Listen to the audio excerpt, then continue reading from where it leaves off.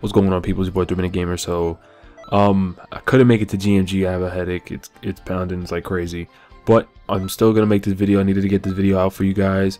Dragon Ball Xenoverse, and whether or not it's worth the 60 bones, and a little bit of what it's about. So first things first, the game is set in full 3D. It has destructible environments, and also fighters can traverse the levels of free roaming in very large spaces, and also can be fighting on a platform, going in the air, fighting underwater, running on platforms, ground, swim, underwater.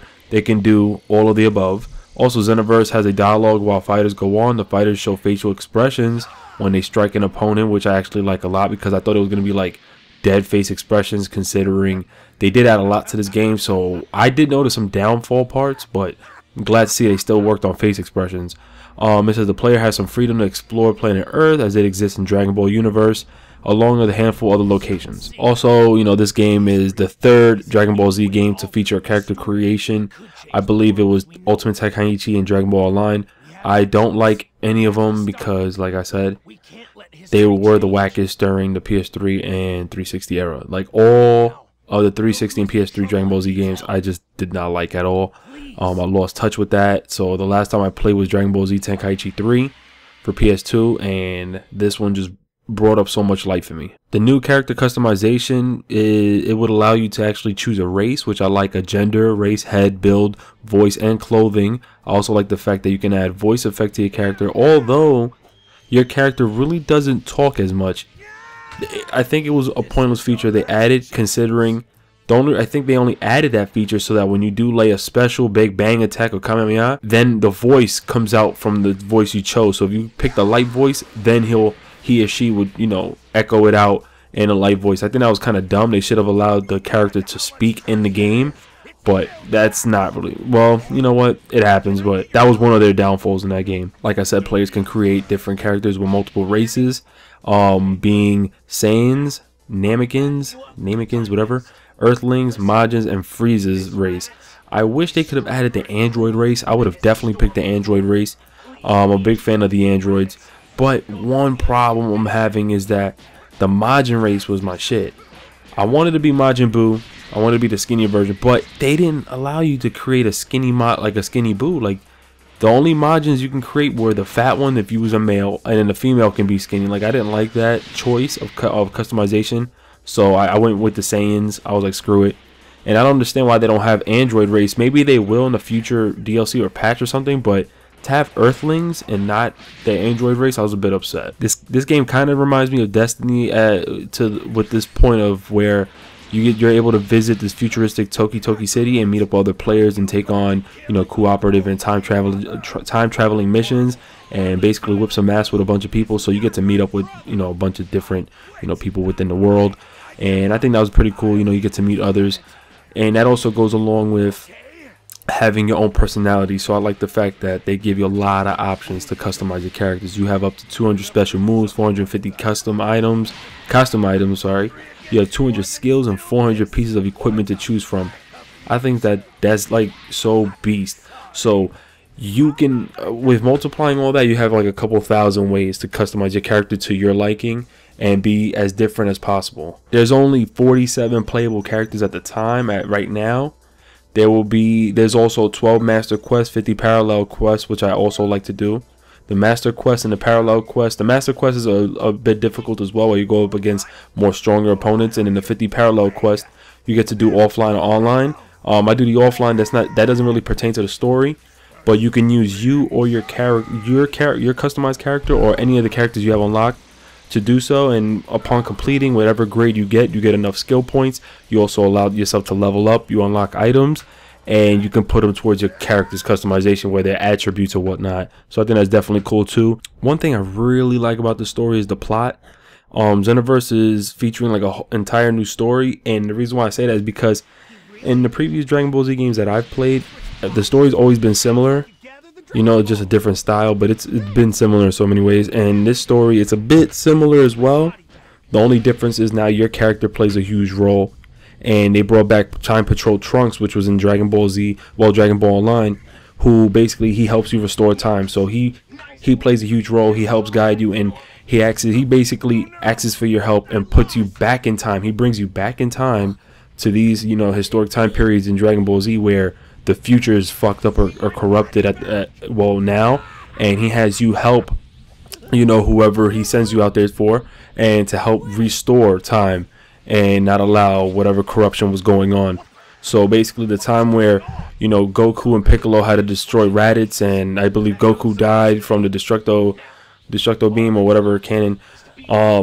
This time, instead of you playing as Piccolo, because in the previous ones you would play as Piccolo or Goku, this time you're brought back as yourself. And what I like is it wasn't really as generic for me. What I liked was they added a bit extra voiceovers in the cutscene where, you know, you are known in the game. It's not like they brought you in and they just had subtitles saying, oh, thanks. Like, they really brought you in and you was part of the legacy. You was part of the story. So I like that too. So they put some work in making sure it wasn't just a copy and paste like the other ones. It was more like when you got brought into that time where you had to take out Frieza or whatnot, Frieza noticed who you were as well.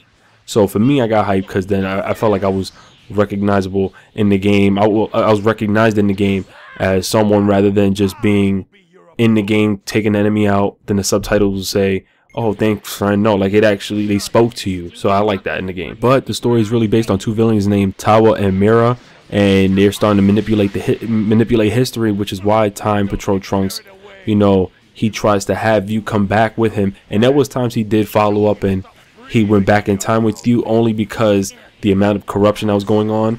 But the whole plot and the story for me was just so beast, because for one thing, I think it was the gameplay that played a huge role. So I'm gonna just get into that. So basically the story for me, I actually enjoyed it. I'm liking it so far. It's not the craziest story, right? Like, it ain't like the cutscenes ain't that crazy as far as it looks like one of the TV episodes. Yeah, it looks like they could have added, you know, put more work into it. But like I said, I'm just glad with the fact that your customized character plays a huge role. He's important in the game. He makes a difference in the game. And with the amount of customization, which is what I'm going to go up to next, makes you, it brings a lot of fun factor into the game. The amount of customization in this game is ridiculous. Like, you unlock so many different suits, you know, equipment, boots, shoes, whatever you call it. You can add all that. They have an item shop where you can buy items, a mixing shop to mix the items that you unlock and find.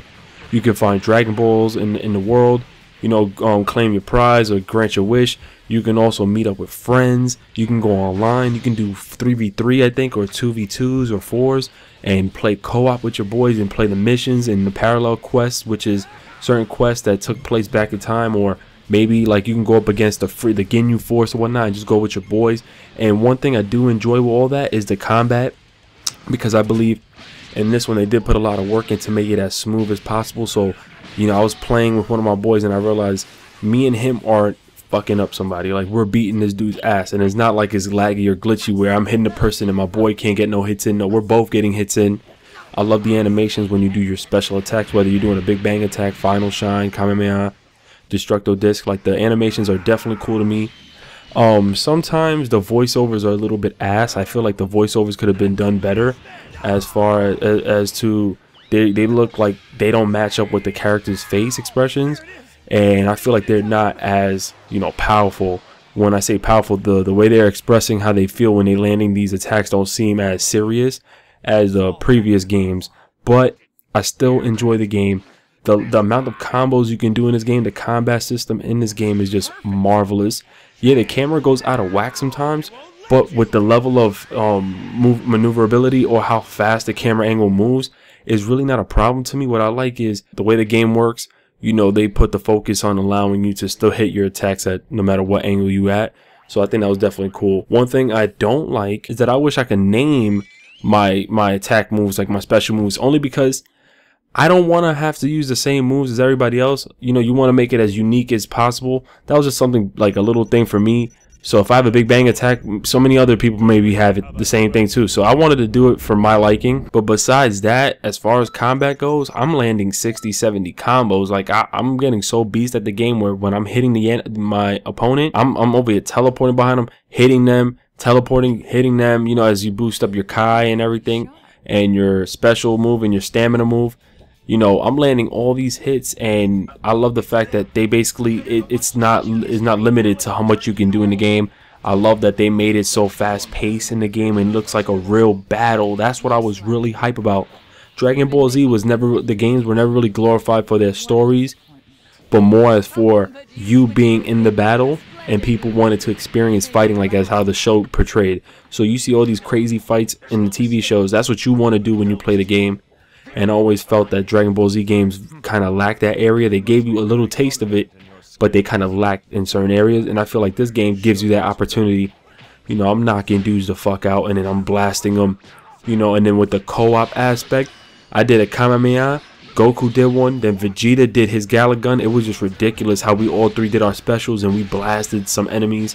It gets that intense and fun. One thing I don't like though, along with that, is that even though the game has destructible environments, they're not as destructible. I really wish with the intensity of these moves and attacks that they make, the impact that these moves make in the game, almost everything should be destructible. Even the floor, like when you blast somebody and it touches the floor looks destructible, and then basically it loads back normal, the floor. So I kind of don't like that. I want it to be where if I blasted you on the floor now looks broken, or if I throw you through a building or a wall, it's officially broken.